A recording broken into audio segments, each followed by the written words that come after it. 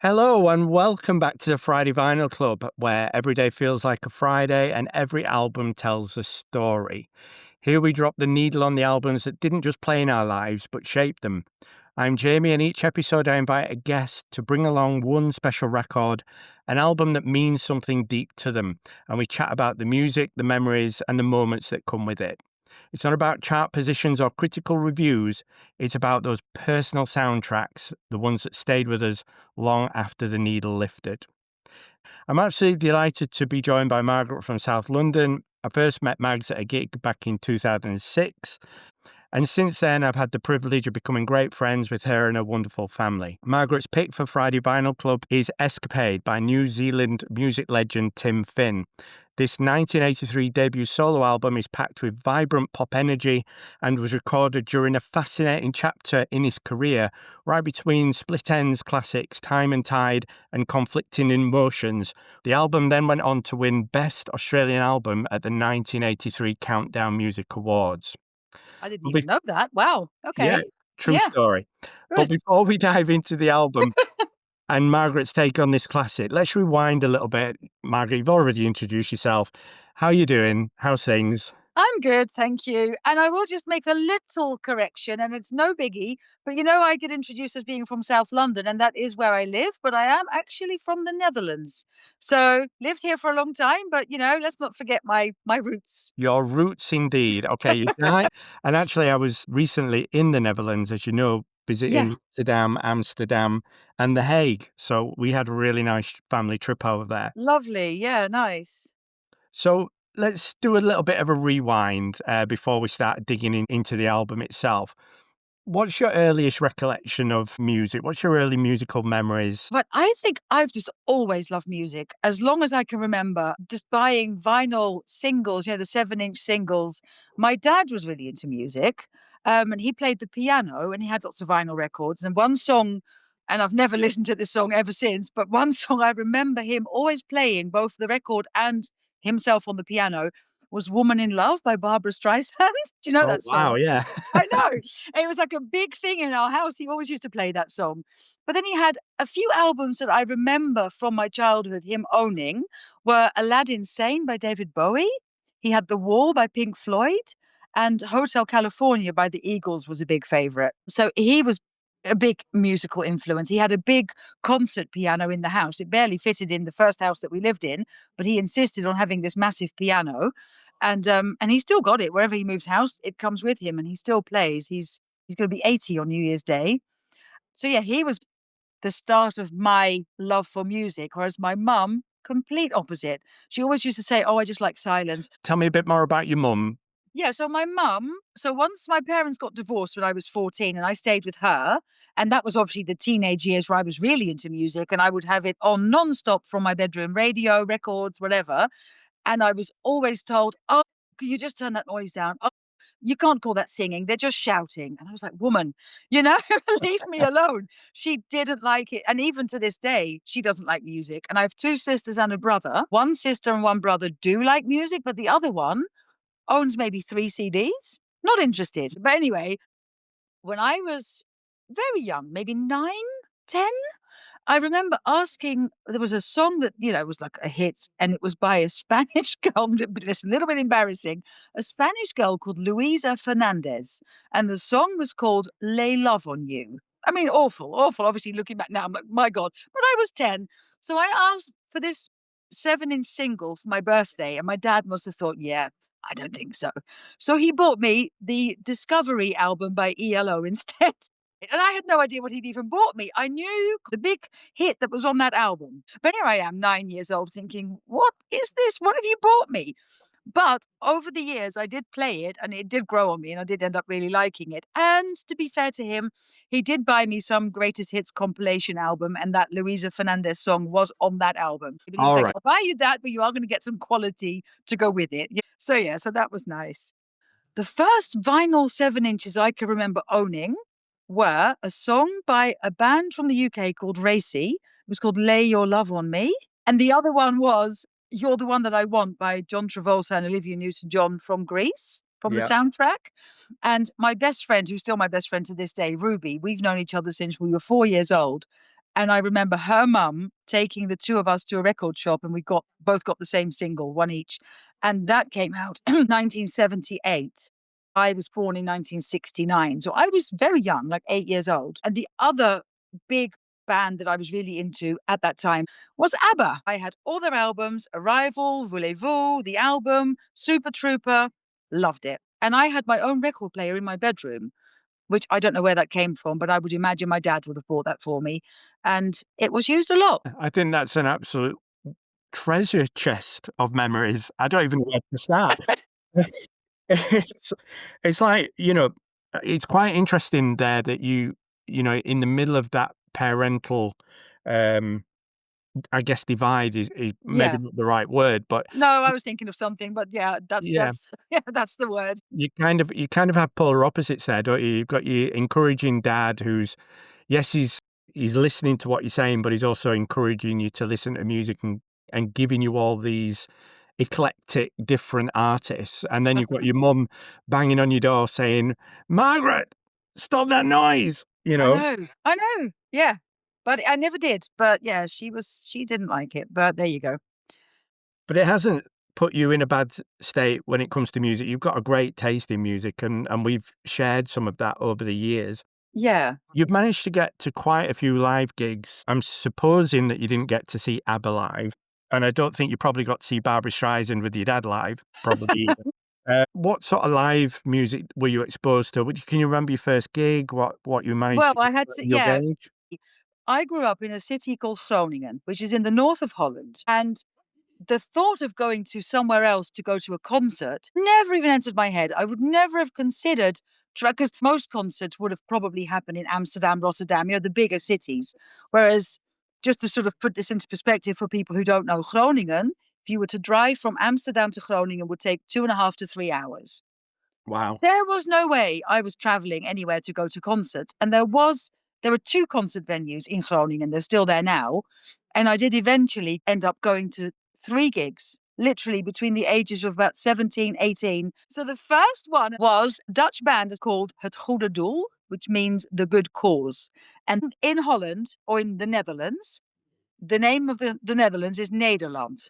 And so Dutch bands in those days, maybe still now, I'm not sure, but they were referred to as Nederpop. So nether pop music. Yeah. So they were one of those bands. Yeah, so that was really good. I enjoyed that gig. That was great. And then went with a friend, and we went into town and it's not a very big city. It's fairly small, the town centre. So we bumped into them and we ended up in a pub chatting to the band, which was really good. I know, really funny. The next one I went to was December the 1st, 1987, Terence Trent D'Arby with my friend Alice. And it was so hot in this theatre concert hall that she fainted before he even came on stage. I never saw her again. I enjoyed the gig by myself. She just passed out from the heat. So we sort of caught up again afterwards when it was all over because she'd ended up at the back somewhere. So yeah, so that was TTD as he was known. And then on the 14th of June 1988, I saw Simply Red. Right, yeah. At least that we're now in more familiar terms More for familiar me. to you. It's We've moved Terence from Trent the D'Arby, not Dutch Dutch obscurity to 2 to names that Simply I'm Red. I familiar with. know, right? And I obviously liked Simply Red that much that I saw them in June in Groningen. And then in July, I moved to London and I saw them at Wembley Arena in October the same year. And was that kind of your start of following bands around? Because, No, we no.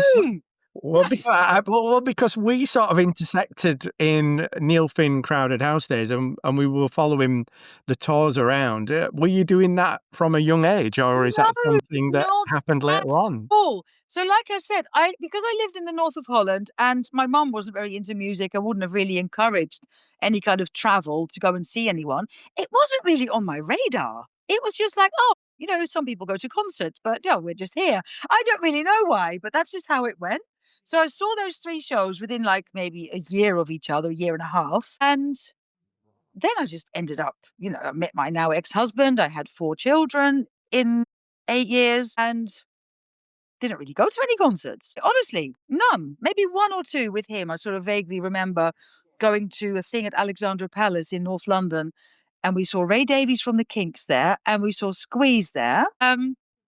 And I happened to be in the car because it was always the radio that sort of kept me informed of all this stuff. And I heard that Neil and Tim, that they were going to do a show at Regent's Park. And I'm like, oh my God, gotta go. And I later then found out that that was actually a fan club gig, and I wasn't in the fan club at that time. So how I got tickets, I have no idea, but I did. And so that was the first time I saw them in, I believe, August 2004. And Yeah. and now I don't remember how many times I've seen them. So yeah, that's really good. But no, going to concerts wasn't a thing until about 20 years ago. Wow. And I and know. and then you've never stopped, and you've been I everywhere. know. Linking into Tim Finn here, you flew across to the Split Enz reunion in 2006. I How did. did how did that come about? Was that just an impulse thing, or w So I need to backtrack a little bit now and sort of go into the story of why this was the album that I chose for this and how it then led to my love of Neil and Crowded House. right, well, let's So let's talk more about your Escapade Tim Finn album. Well, now's a good entry point, okay. and I think, I'm interested to hear your journey for this because I said earlier to you, this is an album that I was guilty of overlooking. I was into his later solo stuff after I'd found Crowded House. So I found Tim via Crowded House, going backwards to Split Enz, and Yeah, then picking up a couple of his solo stuff. So before and after was my entry point really for Tim Finn. So how right. did you get to this point? And let's start talking about Escapade itself. Right. So 1983, when Escapade came out, I was 14. And this song, Fraction Too Much Friction, was a very big hit in Holland and got to number two over there. So it was just a big song that was on the radio a lot. Everybody loved it. So then my friend Ruby got the album. I borrowed it, I recorded it onto a cassette tape, photocopied the lyrics, and loved the whole album, absolutely. And also in those days, don't forget, I couldn't really speak English yet. I'm Dutch. And it was that album, and obviously also other music that I was into, but I would say this is one of the ones that I credit with helping me to learn English, because I literally learned every word to every song. And I still to this day, I may not listen to it for like 5 years at a time. And then whenever I hear it again, it all comes back to me. So yeah, it was a big, big thing. But I think Fraction Too Much Friction was probably just maybe a bit of a one-hit wonder. It wasn't like Tim then became really famous in Holland. It's just that I really liked the album. And then and obviously, also don't forget there was no internet in those days. There was just no sort of listening back to anything. You caught what you caught on the radio, and then you might never hear it again. Yeah. I found out that Tim used to be in a band called Split Enz. Groningen isn't a very big city. So in the center, there's a library where upstairs you could borrow vinyl records. So I would take them home. That's how you've got music. So I borrowed True Colors and Conflicting Emotions and loved it. Just loved all the music. So I was like, yeah, great, And obviously there was other music going on in my life at that time. Like I was really into Duran Duran, as were a few of my friends. Lots of 80 music I still love to this day. Then it got to probably 1986, I would say. And this new song appears on the radio by this new band called Crowded House. And the song was World Where You Live, which was their first single in Europe. And I was like, oh God, this is a great song. Never made the connection for a while until again somebody on the radio happened to mention that this was a band, headed by Tim Finn's brother, and I was like, "What? Tim Finn has a brother?" I had no idea. I had no idea that Neil even existed. So for that reason, I also had no idea that it was him singing "Message to My Girl" and "I Got You" and all the songs that were his. And it wasn't until like quite a while later that I was like, "Oh my god!" So that's how I then and I was there at the start of Crowded House because like I say, Mean to Me was the first single in Australia, but the rest of the world got World Where You Live before Don't Dream It's Over. That was their biggest hit, but the Yeah. first single was World Where You Live. And from then on, it just all took off. I just loved, everything they ever did, as you know, to this day. So I do sort of I would have probably loved Crowded House anyway because they're great songs and why not? But I think because I had that connection to Tim thinking, "Oh my god, there's Split Ends and there's a brother that I never knew existed," and basically loved both of them, and for a long time was really into all of it, but then slowly but surely, I have to admit, Crowded House did take over, Yeah. but, even now when I listen to that album, yeah, I still love it to this day, and I'm 56 now. 42 years is a long time. So Was it it's, yeah, it is, and one of the questions I was gonna ask is why the album would still resonate with you now, but I think you're kind of answering that with the emotional connection that yeah, you've had with this since you were 14 years old. exactly. I know. And there's one song on there called Made My Day. And the first line is patience is a virtue. And literally for the last 40 years, every single time someone says that phrase, I hear possess it if you can in my head, because that's the next line of the song. And Mm, that's never going to go away. So I'm just stuck with that for life. But yeah, it's just those little things, those associations that you have that yeah. just make the music just mean more than just a song that you sort of can take or leave. And that's a brilliant thing about music, isn't it? It intertwines in our lives and it kind of hits in our souls, hearts and heads. Yeah. Um, so what do you think about the sound of this album? So you say, you mentioned that you'd borrowed a couple of the Split Enz albums from the recording library. How did you feel the album sounded compared to the Split Enz sound? Because as we said earlier, he was in between the two different albums, Time and Tide and Conflicting Emotions. He released this solo album, and then he Yeah, kept the released band, didn't he? Escapade, then quickly, sort of briefly came back for Conflicting Emotions, which Yeah. very telling in the title. There was some friction going on within Split Ends, and then he left very soon after, and then they made one more album without him, and then that was the start of Crowded House after that. Obviously, at the time, I was 15, so it was just music to me, and I didn't really sort of look at it in that much detail. Do you know what I mean? Yeah. But obviously, looking back now or knowing what I know now, it was a much more commercial album in the way that it sounded than especially the earlier Split End stuff, which was, quite out there and quite different and not necessarily to everybody's taste. Then the next album after that, after Escapade, was called Big Canoe. Oh, yeah. And that was even more sort of very slick with backing vocals and very like, oh, where are you going with this, Tim? It's interesting on Escapade. I've been listening to it for the last couple of days, familiarizing myself with it. And you're right, it did feel like a different album. There were a Yeah. lot of little, touches on there. It felt very poppy, but there was a bit of reggae, there was a bit of tropical sound, you got the saxophone on there. Yeah, because obviously Fraction Too Much Friction is the sort of reggae sounding one. I think one of the tracks that stood out for me as I was listening was Through the Years. There just feels a real Elvis vibe on that. Is there any tracks that stand out for you like that on the album? I really love Growing Pains. When you asked me to do this a couple of weeks ago, and I immediately knew this was the album, I didn't have to think about it at all. And then I went on Spotify, and annoyingly, It's not this there. it's not there. But No. what they do have is a live recording of a show he did at St Kilda in Melbourne in 1983. And literally the second I heard the first little bits of Growing Pains, I just got goosebumps. I'm like, oh my God, yeah, I remember how much I love this song. So yeah, I think, I don't know why that one stands out, but it always has. And also, which version have you got? Have you got a song called Below the Belt or have you got Grand Adventure? I've got Below the Belt. So I Good. think the first pressing came out in Australia and it had a different track listing. And then another pressing came out with a slightly different track listing. And I don't know whether that was European or worldwide version that I've Yeah, got. so I had Below the Belt, and then obviously, years and went by and the tape went missing and whatever else, and I wanted to buy the CD, so I bought the CD, not realizing there was a difference. And then I've suddenly got no Below the Belt, and I've got this song called Grand Adventure, and I'm like, "What are you? Who are you? What are you doing here? Intruding on my album. Go away."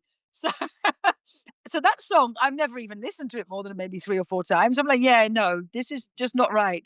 So I kept looking and I eventually found the correct version, which has got Below the Belt on it, and we've got rid of Grand Adventure because, yeah, that's not my song.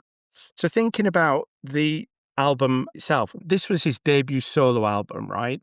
Mhm. If you were recommending an album of Tim Finn to any of our listeners, is this the one you would start with? No, I think what I feel about this album comes from my childhood and from these early memories. And then, discovering that he had a brother called Neil and he was in this amazing band called Crowded House. And together they used to be in Split Ends. And this whole sort of It's like family. Do you know what I mean? They feel like family to me, and that's just me. But if I was to introduce somebody to Tim Finn, I wouldn't say start with Escapade. I would probably say before and after. I think that's just a bit more mainstream. But I think if I said, "Oh, there's this great guy from New Zealand, you have to listen to this," and I give them Escapade, they'd be like, "What are you talking about?" I love it, but I can sort of see that that might not be the best introduction that makes people want to dig deeper. And I think you're right about before and after, probably a bit more accessible. When I listen to this, feels like a time capsule of early 80s, right? You Yeah, can hear the 80s sound on it, you can hear the influences. Some of the tracks on here are real standouts. So for me, I loved In a Minor Key. I think that yeah. song is absolutely beautifully written, it's beautifully delivered. But I might be in the minority and think, Fraction Too Much Fiction is not necessarily a track that I would gravitate towards. No, but it's like that just reminded me of something else because somebody else I really love is Roddy Frame. Mm, And when he was in Aztec Camera, they brought out an album called Love. And Somewhere in My Heart is on that album. And if the only Aztec Camera song you've ever heard is Somewhere in My Heart, you'll be like, oh, okay. And then you hear the rest of his music, which he's got amazing songs that span I don't know how many decades. And that song is just like a poppy, listen to the radio in the summer kind of thing, but it doesn't reflect the rest of his music. And I feel that Fraction Too Much Fiction is the same. right. It's a little bit of an odd one on that album. It doesn't really go with the rest. And it feels a little bit political. Is that maybe the right word? It feels to have that vibe. Is there anything around that track that You stands know out for what? you? Again, you have to remember when I was 14, I didn't speak English. I just repeated the words that I heard. So I learned them by heart, but never really gave much thought to what they actually meant. But to me, Mm, it was just a happy song that I sing along to. And to be honest, I still do that now. People say to me, what's that song about? And I'm like, I don't know. I just sing along to it. So I you never know really dig very deep into song lyrics. and I do, and Yeah. it's very telling sometimes that you can wrap some really dark lyrics up in a melody, a happy melody, and people won't bat an eyelid, if the melody's catchy or there's something around it that's kind of distracting from the lyrics. Well, it's obviously like the first one that springs to mind here is She Called Up by Crowded House. Awfully sad subject, but if you don't know anything about that and what the history or what the story behind that song is, you just think it sounds like a really happy song. Absolutely, and Yeah. it's unfortunately not. No. So Escapade as an album as a whole then, you've carried it with you for many, many years now, obviously from that 14-year-old version of yourself to where you are now. Your relationship with that album, has it changed in any way? Every time I hear this album, I love every song. I sing along to every word. When I'm on my own, I won't subject other people to that. But or but no, nothing listen to because there are some things that you think, "My God, what was I thinking?" When you're a child, you like certain things, and when you grow older, you're like, "Yeah, no, that was then, but now, no, thank you." But not this one. This is just as good now as it was then to me. Brilliant. Absolutely Yeah. brilliant. So let's think about the artwork then. Before you had the CD and you were borrowing Ruby's copy and you were playing it over and over again, you'd have seen the artwork. It's quite striking front cover. Yeah. Was there anything about the artwork on the album that you gravitated towards other than the fact there's a very handsome man with piercing, what are they, Piercing greenish eyes. eyes? Yeah. Yeah. To be honest, I don't love the artwork, but I think that's probably for people who don't know, it's basically just white top and bottom with like a red banner through the middle. And in that red banner, you've got a side profile of Tim's face with mainly just his eyes and the top of his nose lit up. And then on the version that I've got, you can barely see the bottom half of his face. It all just blends into the red. Had it been blue or turquoise or maybe green, I would have liked it better. But I'm not a fan of red. So to me, it's just like this big red thing. So that's why I don't love it. Well, you see, I did wonder whether this was a nod to Icy Red because when this, the See, split now that's the end, kind of stuff that I wouldn't even think about. But yeah. yeah. So like the way that And I'm I see looking at blue it, doesn't quite have the same ring, does it? No. I see what you yeah. No, but I'm wondering. So for anybody who doesn't know, Icy Red is a really famous split ends track, and the way that I look at that artwork, and I've got the album in front of me here. It just makes me think of I See Red, the Split Enz song. Well, Um, it does now, and it always will from here on. But I've yeah, never sorry about even that. thought about. No, that's fine. That's fine. Because he's like mean and moody, and he's looking all chiseled and handsome on the front. But then you open up and you bring out the sleeve, and there's these two completely polar opposite cutesy pictures of Tim when he was, well, it looks like he was about 8 or 9, kicking a ball on one picture and just posing on another. So you've got the contrast of that kind of mean and moody on the outside, but on the inside, it just sort of unpeels into being really family orientated I and know. really And I have charming. to say, I've never seen these pictures before because they may have been on the inner sleeve of the album that Ruby had that I just don't remember. But the CD that I've got doesn't have the pictures. And this, so yeah, it was. Yeah, I think it's a nice contrast when I look at that. But yeah, definitely. thinking about just the vinyl experience then, I mean, today's world is hectic and not everybody's got the opportunity to sit and listen to vinyl. We consume music in so many different ways. You've mentioned listening to the radio and Spotify and things like that. You've mentioned that as a kid growing up, you had a record player in your bedroom. At what point did you move away from that? Or is it kind of at this point in time just not practical? Because it isn't practical for everybody. It's having the space in the house for a thing that obviously needs to accommodate a 12-inch disc, which isn't always easy when you have a lot of children running around and not a very big house. And also, I remember, obviously, as anybody who has vinyl will know, it's quite delicate. Mm, So you have to be sort of, oh, don't touch it, don't go near it, don't even look at it, because oh, you might scratch the record. And when you've got kids, that's just not practical. So it got to a point where I didn't even have a record player. I don't think I ever owned a record player here in the UK, and I've lived here since 1988. I just left that behind in Holland because those really big sort of stereo systems that you used to get with a record player on top, double cassette deck, and the radio and everything built in. yeah. I left one of those behind at my mum's house because obviously there was no way I was carrying that in my suitcase. So that I did carry a massive bag full of tapes that I could play on a smaller little radio thing that I had. But yeah, I never had a record again since then. I kept all my records, but wasn't able to play them. I just wanted them, just it was just nice to have my whole collection. And stupidly, I've moved house several times, I've had some more children, and you just think, what am I doing with all this stuff? And every now and again, you just have to be drastic and get rid. And that's what I did. But yeah, I do sort of regret that now. I wish I hadn't. But, what can you do?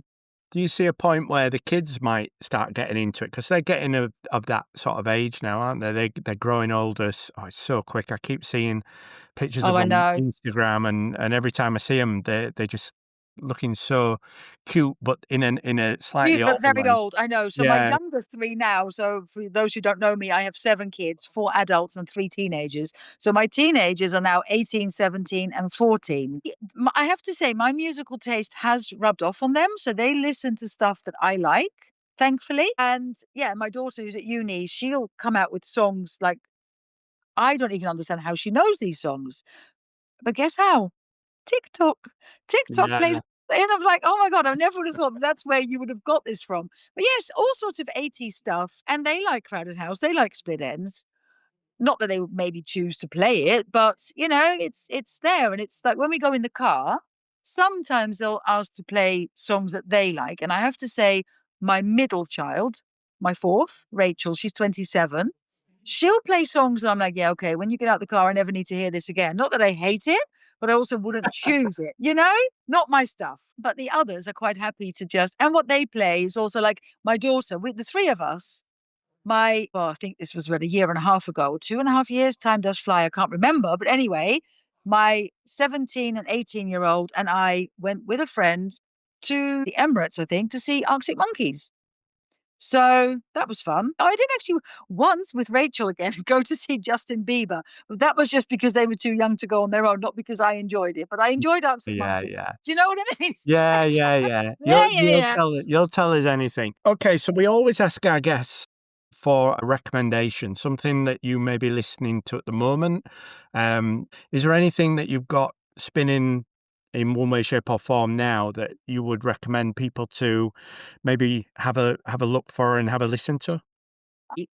There's 2 songs I wanted to talk about. The other one is quite famous and not very new, but there is one song, brand new, and it's called "Undressed," and it's by a guy called Sombr without an E. He's only 20 years old, and it's a really have you heard it? No, it's new to me, so I'll be Yeah. checking it out. It's called "Undressed," and his name is spelled Sombr, so Sombr without an E. I love it. And what was the second one? The second one, so this is a song that when we go out somewhere, and we do quite a lot of long drives, me and my kids, to various places, and there's one song that has become our family sing-along song that whenever we're just in the car, we're having a chat, doing whatever we're doing, as soon as we hear the opening bars of this song, everything stops. We all know, we don't talk about it, we don't say, "Oh, let's sing along." It's like, "Oh, we just turn up the radio and we all sing for 4 minutes, and then when it's over, we just carry on with our day." And that song is "Drops of Jupiter" by Train. I probably know that song if I heard it. Play it. It's good. I mean, yeah, it's not new. But yeah, that's literally our family sing-along song. We all love that song. So Fantastic. "Drops of Jupiter" by Train. Right, I've added that one. I've written that one down. Okay. So thank you so much, Mags, for bringing your record and story to Friday Vinyl Club. It's been a blast, right? It's been an absolute pleasure It's chatting with been you through yeah, it's this. been absolutely lovely. It has been, and it's always amazing to hear how music becomes part of our lives, not just in sounds, but in the memories that it holds. So to our listeners, as we said earlier, usually you could find today's album and a few of the tracks we talked about on our companion playlist, the Friday Vinyl Club Spotify playlist. But unfortunately, this particular album, Tim Finn's Escapade, is not available on Spotify, but I will add the live tracks in so you can get a flavour of them. And if you want to contact us, please feel free. You can get me on Instagram at JamieB1973 or our new email address, thefridayvinylclub@hotmail.com. And if you enjoyed this episode, please share with a friend or follow or leave a comment as it helps others to find the show. But until next time, keep your records spinning and your stories alive. This has been the Friday Vinyl Club, where every day feels like Friday and every album tells a story. Thank you so much, Mags. Really appreciate your time. Thank you for having me. It's been lovely. It's been Really fantastic. enjoyed it. All Thank right. you. Thanks, All right. everybody. Bye.